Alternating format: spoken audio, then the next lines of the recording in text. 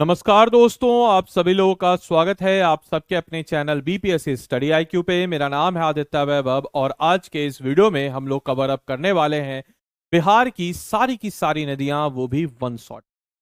मैं आपको यह सेशन बताने वाला हूं बीपीएससी जो आगामी परीक्षा है उसके लिए। यह सेशन बिहार में होने वाले जितने भी परीक्षा हैं उन सब के लिए भी रिलेवेंट होगा, क्योंकि बिहार की नदियां एक हॉट फेवरेट टॉपिक है। तो मैं आप सबसे रिक्वेस्ट करूंगा इस वीडियो को आप सभी लोग अंत तक जरूर देखें। इस वीडियो को जब आप सब लोग अंत तक जरूर देखेंगे तो मैं इस चीज को इंश्योर करूंगा कि अगर रिवर से किसी भी प्रकार से क्वेश्चन को किसी भी प्रकार से घुमा फिरा करके पूछा भी जाए तो आप आसानी से इस प्रश्न का उत्तर आप लोग कर देंगे। तो सबसे पहले अगर हम लोग बात करते हैं हमारे बिहार में रिवर सिस्टम या रिवर प्रणाली वह किस प्रकार से है, तो सबसे पहले मैंने यहाँ पर एक रफ मैप बिहार का लिया है, आप सब लोग देख सकते हैं। बिहार जो है यह गंगा रिवर सिस्टम से है सिंचित, ये तो आप सब लोग को पता होगा। यह ड्रेनेज सिस्टम जो है वह गंगा रिवर सिस्टम पे आधारित है और उनकी सहायक मतलब सहायक के भी सहायक नदियों को मिल करके हमारा बनता है बिहार का रिवर सिस्टम। बिहार का रिवर सिस्टम को हम डेंड्राइक रिवर सिस्टम कहते हैं, क्योंकि यह पेड़ के या वृक्ष के ब्रांच नुमा स्ट्रक्चर में नजर आता है। जैसे एग्जाम्पल के तौर पे हम अगर अभी बात करते हैं रफ मैप के तौर पे, यहाँ पे है घगर नदी, यहाँ पे है गंडक, यहाँ पे है बूढ़ी गंडक, यहाँ पे है बागमती, यहाँ पे है कमला, यहाँ पे है कोसी, यहाँ पे है महानंदा। वहीं दक्षिण बिहार की तरफ देखें तो यहाँ पे कर्मनासा, यहाँ पे सोन, यहाँ पे पुनपुन, यहाँ पे फाल्गु, यहाँ पे क्यूल, यहाँ पे चंदन नदी। तो इस प्रकार से अगर हम देखें तो आपको एक ब्रांच नुमा स्ट्रक्चर में नदियां नजर आती है, इसलिए इसको हम लोग कहते हैं ड्राइक पैटर्न। इस चीज को पता होना चाहिए। और आपको बताते चलें कि बिहार की जो मेन रिवर है जो कि गंगा है, ये गंगा बिहार को दो इक्वल हाफ्स में, या इक्वल तो हम नहीं कह सकते लेकिन हाँ दो भागों में विभाजित करती है। गंगा के उत्तर वाला क्षेत्र जो होता है उसको हम कहते हैं गंगा का उत्तरी मैदान और दक्षिण वाले क्षेत्र को गंगा के दक्षिणी मैदान। साथ ही साथ गंगा के उत्तरी मैदान में जो बहने वाली नदियां हैं उसको हम कहते हैं उत्तरी बिहार की नदी, और गंगा के दक्षिण में बहने वाली जो नदियां हैं उसको हम कहते हैं दक्षिणी बिहार की नदी। आपको बताते चले दोस्तों, साथ ही साथ यहां से एक और पॉइंट जो आपके रिलेवेंट हो जाता है वह यह होता है कि आखिर इसका स्लोप क्या है। तो आपको पता होना चाहिए यहाँ पे है हिमालय, यहाँ पे है हिमालय, और यहाँ पे है छोटा नागपुर का पठार। तो ऑब्वियस सी बात है कि ये ऊंचा है, ये भी ऊंचा है, यानी कि नॉर्थ ऊंचा और साउथ ऊंचा। तो पानी जो होता है वो हमेशा जो है फ्लो करता है ऊंचाई से नीचे की तरफ। और हमारे बिहार का या हमारे भारत का स्लोप जो है ये वेस्टर्न साइड ऊंचा है, ईस्टर्न साइड नीचा है। इसीलिए आप देखिएगा कि यहाँ पे जितनी भी नदियां होंगी, यहाँ पे आपके समक्ष जितनी भी नदियां होंगी, उन सब का नॉर्थ का स्लोप जो है नदियों का कुछ इस प्रकार से आपको नजर आता है, प्रकार से स्लोप नजर आएगा। और दक्षिण बिहार की जो नदियां हैं उनका स्लोप जो है आपको कुछ इस प्रकार से नजर यहाँ पे आ जाता है। तो दोस्तों यह हमारे बिहार के रिवर्स का एक स्लोप पैटर्न है जो आपके समक्ष हाजिर है।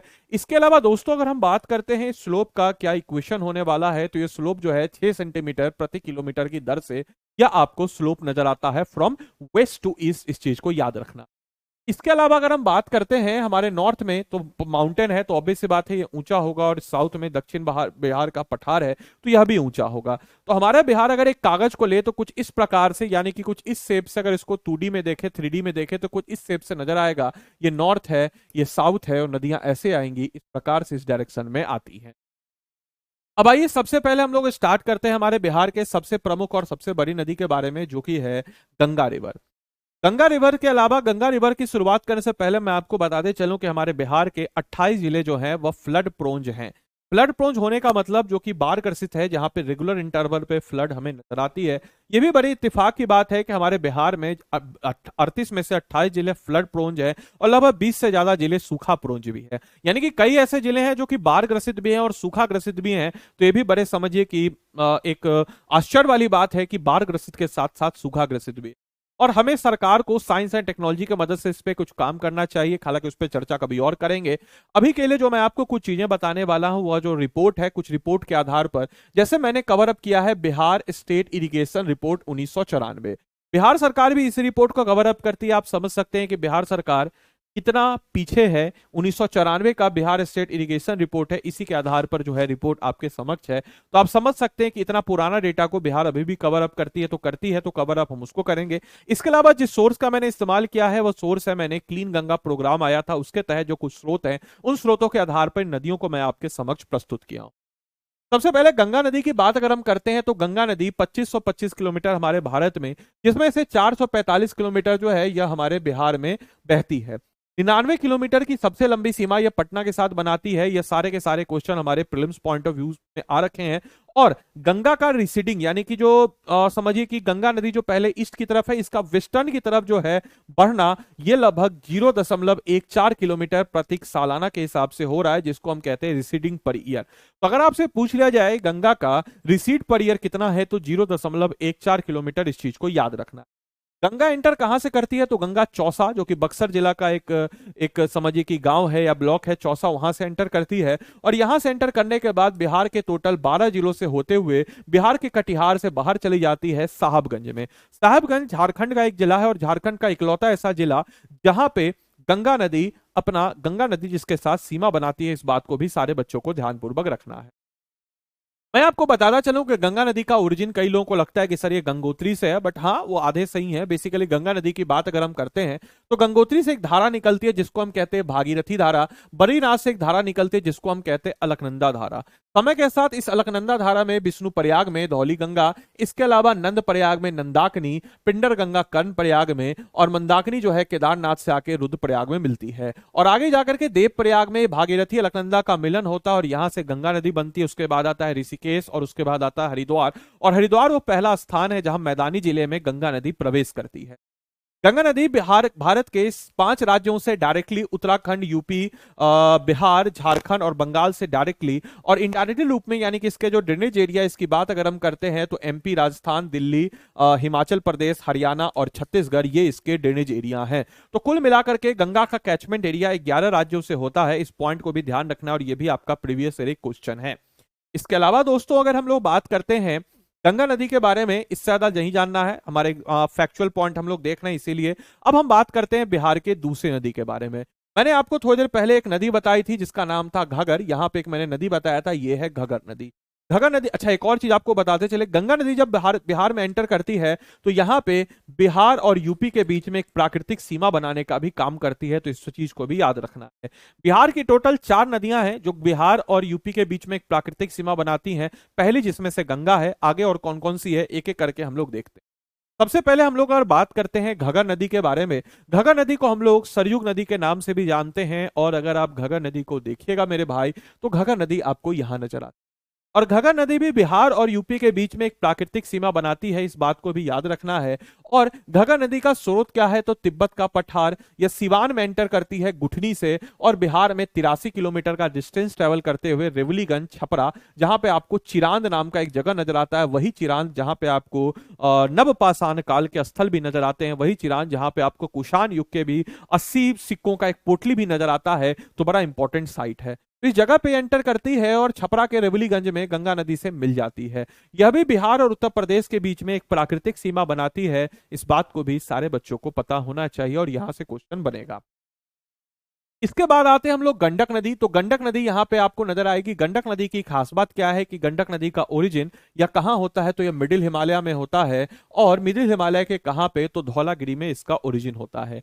गंडक नदी को और कई नामों से भी जाना जाता है, जैसे कि इसको हम लोग नारायणी के नाम से जानते हैं, बीपीएससी का पूछा गया क्वेश्चन है। सालिग्राम के नाम से भी जानते हैं क्योंकि सालिग्राम पत्थर आप लोगों ने देखा होगा। इस प्रकार के कई पत्थर आपको यहाँ पे नजर आते हैं और इसीलिए इसको हम लोग सालिग्राम के नाम से भी जानते हैं, क्योंकि इसमें पेबल्स मौजूद होता है। यह पश्चिमी चंपारण से एंटर करती है और 260 किलोमीटर की डिस्टेंस ट्रेवल करते हुए वैशाली के कोनहरा घाट पे, कई किताबों में लिखा है कि पटना में मिलती है, पटना के समीप मिलती है, बट पटना में नहीं मिलती। पटना यहाँ है, ये वैशाली है। वैशाली के कोनहरा घाट के पास 260 किलोमीटर का डिस्टेंस ट्रेवल करके यह नदी गंगा नदी में मिल जाती है। याद रखिएगा सारे के सारे बच्चे, इस पे त्रिवेणी कैनाल जो कि इसका बहुत ही फेमस कैनाल है, तिरहुत कैनाल बहुत ही फेमस। यहाँ पे आपको बिहार का इकलौता टाइगर रिजर्व जिसका नाम है वाल्मीकि टाइगर रिजर्व भी लोकेटेड है इसी के किनारे। यह ओनली टाइगर रिजर्व है बिहार का। कमेंट बॉक्स में लिख के बताएंगे कि इस टाइगर रिजर्व में टोटल बाघों की संख्या कितनी है। इस चीज को सारे बच्चे कमेंट बॉक्स में लिख के बताएं। इसके बाद दोस्तों हम लोग बात करते हैं, अच्छा यहां से कई बार क्वेश्चन पूछा है कि त्रिवेणी कैनाल जो है कौन सी नदी पे है। तो त्रिवेणी कैनाल जो है ये गंडक नदी पे है और कौन सी परियोजना के तहत था, तो भाई सतोलन परियोजना के तहत। इस बात को भी सारे बच्चों को ध्यानपूर्वक रखना है। इसके बाद अगर हम बात करते हैं बूढ़ी गंडक, तो बूढ़ी गंडक सोमेश्वर रेंज जो कि पश्चिमी चंपारण में स्थित है वहां से निकलती है और चौतरवा चौर से 320 किलोमीटर का डिस्टेंस ट्रेवल करती है और खगड़िया के पास जाके गंगा नदी में मिल जाती है। ये मैं नहीं कर रहा हूं, ये कह रहा है जो हमारा नेशनल क्लीन गंगा का जो आपका आया है कुरिकुलम, उसी के आधार पर यह इस नदी को खगड़िया में मिला रहा है गंगा नदी पे। नॉट मुंगेर, इसको याद रखिएगा, मुंगेर में नहीं मिलती है, खगड़िया में मिलती है, इस बात को याद रखना है। साथ ही साथ ये ओक्सबो लेक का निर्माण करती है जिसको हम कहते हैं गोखुर झील। गूगल कीजिएगा तो कई बच्चे काय काय काय करेंगे, बोलेंगे कि सर गूगल पे तो गंडक नदी बता रहा है। मेरे भाई, एशिया का सबसे बड़ा मीठे पानी का गोखुर झील जो कि 39 नंबर का रमरसर साइट भी है, कवरताल, यह बनता है बूढ़ी गंडक नदी से। याद रखिएगा, अभी जस्ट मैंने आपको बताया कि गंडक नदी तो वैशाली में मिल जाती है और यहाँ पे है बेगूसराय, और ये बेगूसराय में स्थित है, तो गंडक नदी उड़ के तो चली नहीं जाएगी। तो याद रखिएगा ये ओक्सबो लेक जो है बूढ़ी गंडक के पानी के कारण बनता है। जब रामासर साइट की बात हो रही है तो 39 नंबर का रामासर साइट था, इसके अलावा 81 और 82 नंबर का रामासर साइट, नागी और नकटी डैम जो है जो जमुई में है। टोटल हमारे बिहार में 3 रामासर साइट हैं, इस चीज को भी याद रखिए। नागी और नकटी डैम जो है इट वाज अ कृत्रिम, यानी कि यह जो है आर्टिफिशियल लेक है, डैम है, जिसके बारे में भी आपको पता होना चाहिए। इसकी सहायक नदी पंडई है, मसोर है, त्यूर है, तिलावे है, सिकते है, बलोर है। ये जो है बूढ़ी गंडक की सहायक नदियां हैं, इस बात को भी सारे बच्चों को ध्यानपूर्वक रखना है। इसके बाद दोस्तों अगर हम बात करते हैं तो बागमती नदी, वेरी इंपॉर्टेंट रिवर हमारे एग्जामिनेशन पॉइंट ऑफ व्यू से, क्योंकि एग्जाम में अगर आपसे पूछ लिया जाए कि भाई बताओ गंगा के बाद दूसरी सबसे लंबी नदी बिहार की कौन सी है, तो आप लोग ढेंचू ढेंचू कीजिएगा, आप लोग बोलेगा कि सर बूढ़ी गंडक गंडक, लेकिन नहीं, इसका जवाब हो जाएगा बागमती। अब आप बोलेंगे सर बागमती कैसे, बागमती तो बहुत छोटी हमको दिखती है, बट बागमती कैसे? तो मेरे भाई मेरे बंधु आपको बताते चले, सबसे पहले बागमती जो कि शिवपुरी हिल्स जो कि कहां पड़ता है, ये पड़ता है नेपाल के महाभारत रेंज से, यहां से निकलती है और सोरवतिया जो सीतामढ़ी में गांव है वहां से प्रवेश करती है और 394 किलोमीटर का डिस्टेंस ट्रेवल करती है और दो जगह इसकी धाराएं मिलती है। एक मिलती है हाया घाट में, एक मिलती है बदला घाट में। आपको बताते चले ये बागमती है, यहां पे दरभंगा के पास एक जगह है हाया घाट, हाया घाट में जाकर के मिलती है किससे, तो बूढ़ी गंडक से, और इसकी एक धारा आगे जाकर के बदला घाट के पास कमला और फिर आगे जाके कोसी में मिल जाती है। इन सब को अगर एड ऑन करते हैं तो ये 394 किलोमीटर होता है। तो याद रखिएगा बागमती नदी का टोटल डिस्टेंस कितना है, तो 394 किलोमीटर। इस बात को सारे बच्चों को ध्यानपूर्वक रखना है।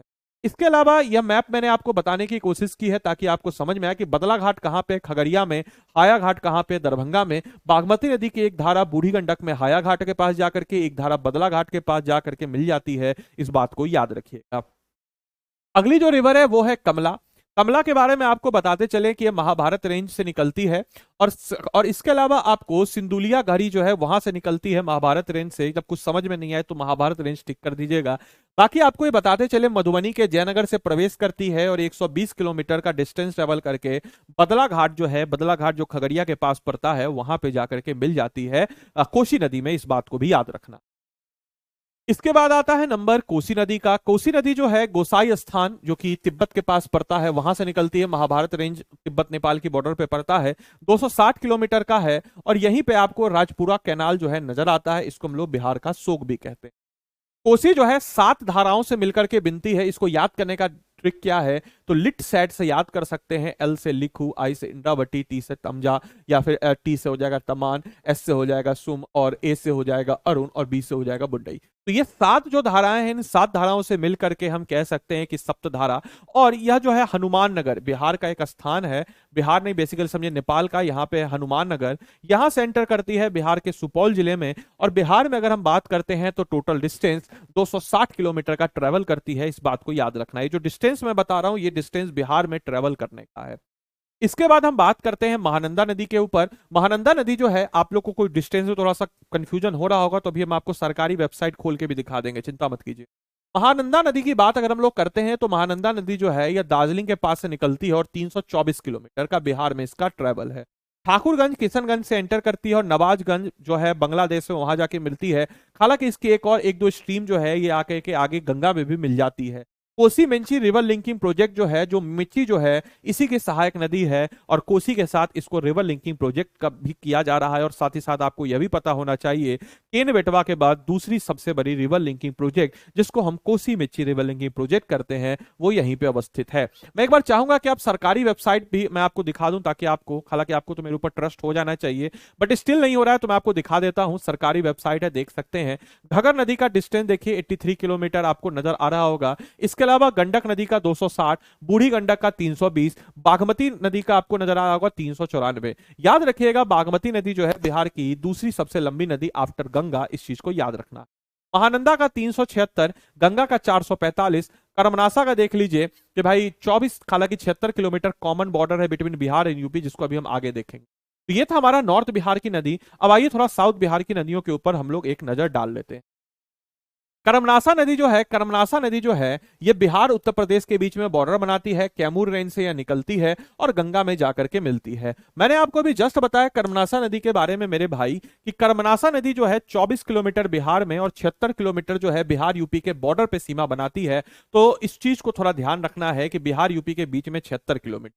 इसके अलावा दोस्तों यहाँ के पास ये जहां पे मिलती है चौसा में, वहां पे है कटकौली का मैदान। कटकौली का मैदान इतना रिलेवेंट है, इतना इंपॉर्टेंट है कि यहीं पे 1764 का बैटल ऑफ बक्सर जिसको हम कहते हैं इसी मैदान में लड़ा गया था। तो क्वेश्चन आपसे पूछ लिया जाए कि बक्सर का युद्ध कौन से मैदान में लड़ा गया था, तो ढेंचू ढेंचू आप लोग नहीं कीजिएगा, कटकौली पे आप लोग टिक कर दीजिएगा।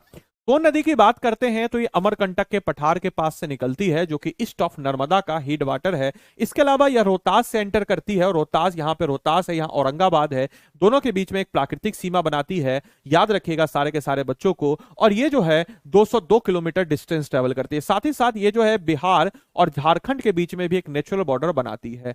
इसके अलावा सोन नदी से एक पॉइंट को याद रखना है कि सोन नदी जो गंगा नदी में कहां मिलती है, तो मन्नेर में भी मिलती है और दानापुर में मिलती है। यहाँ पे गंगा नदी के पास या पटना के आने के पास ये दो धाराओं में बट जाती है, एक धारा मन्नेर में, एक धारा दानापुर में जाकर के मिलती है। इस चीज को याद रखना है। रिहांद और नॉर्थ क्यूल नदी जो है इसकी मुख्य सहायक नदियों के रूप में जानते हैं।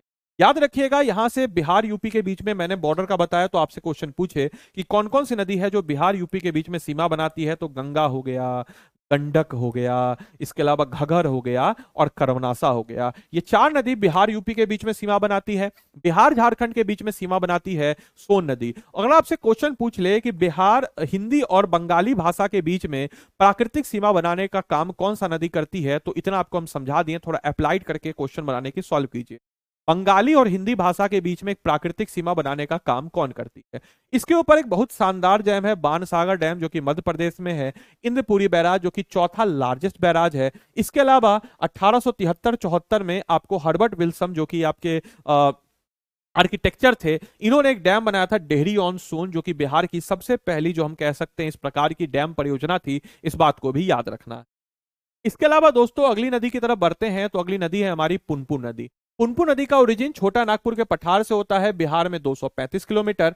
औरंगाबाद से ये बिहार में एंटर करती है और बिहार में 235 किलोमीटर है। और फतुआ जो कि कहां पर है, जो कि पटना के समीप है, यहां पे जाकर के यह गंगा नदी में मिल जाती है। इस बात को सारे बच्चों को ध्यान रखना है।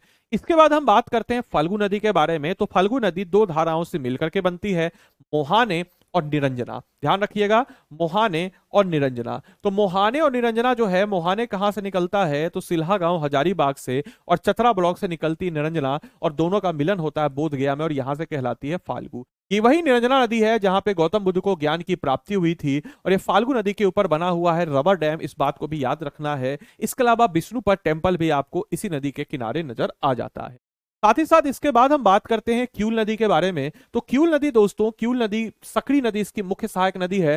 सकरी नदी को नवादा का लाइफलाइन कहा जाता है। और ये सूरजगढ़ जो कि मुंगेर में एक धारा इसकी और एक धारा इसकी लखीसराय में जाकर के मिल जाती है। इस बात को भी सारे बच्चों को ध्यानपूर्वक रखना।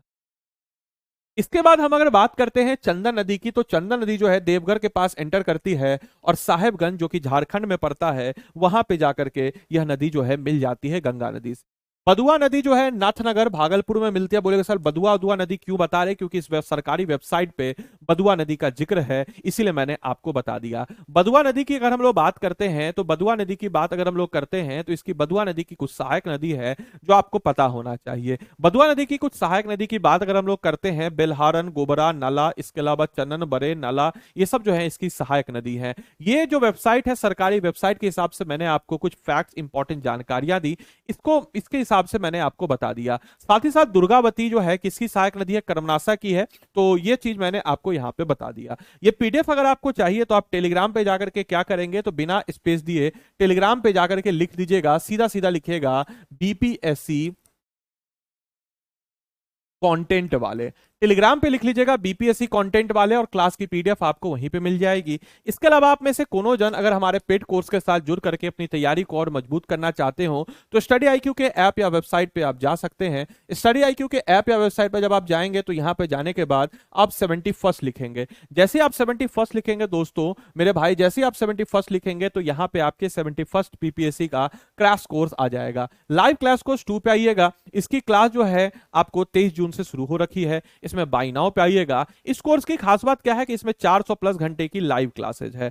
400 प्लस घंटे की लाइव क्लासेस इसमें आपको मिल जाती है और एक कोड अगर आप मेरा लगा देते हैं तो मैक्सिमम डिस्काउंट के साथ इसमें आपको मिल जाएगा। इसमें आपको मिलता है 400 प्लस घंटे का लाइव क्लासेस। इस 400 प्लस घंटे के लाइव क्लासेस में polity, history, geography, economics, general science, Bihar special सब कवर अप करा दिया जाएगा। हम लोग इसमें आपको देते हैं मेंटरशिप, जो कि पर्सनल प्रोफेशनल मेंटरशिप होगा, जो आपकी तैयारी में किसी सब्जेक्ट में आप कमजोर हो रहे हैं तो आपको सही करने में मदद करेगा। और अगर आप मेरा कोड लगा देते हैं जो कि है आदि लाइव, तो आपको डिस्काउंट के साथ साथ मेरी तरफ से एडिशनल मेंटरशिप भी मिल जाता है। टेस्ट सीरीज के लिए तो भटकने की जरूरत नहीं है, हम लोग इसमें इंक्लूड ही करते हैं। क्रक्स आपको हिंदी इंग्लिश मटेरियल दोनों का इसमें मिल जाता है, नोट्स आपको हैंड रिटन मिल जाता है और मास्टर आपको लिखवाएगा वो कराएगा वो अलग। तो 4,499 रुपए में आपको यह कोर्स मिल जाएगा। तो प्रीलिम्स का सारा टेंशन हमारे पर छोड़ दीजिए, जिसमें बिहार स्पेशल क्लास में ही इसमें लेने वाला हूं। तो उम्मीद करते हैं सेशन आपके लिए लाभदायक हो। वीडियो पसंद आए तो दोस्तों के साथ जरूर शेयर कीजिए और जितने भी आपके दोस्त, महीम, सखी, सहेली है उन तक वीडियो को जरूर पहुंचाइए। अगली वीडियो आपको किस पर चाहिए यह भी कमेंट बॉक्स में सारे के सारे बच्चे लिख करके बताएं। धन्यवाद and thanks for joining this session. Thank you.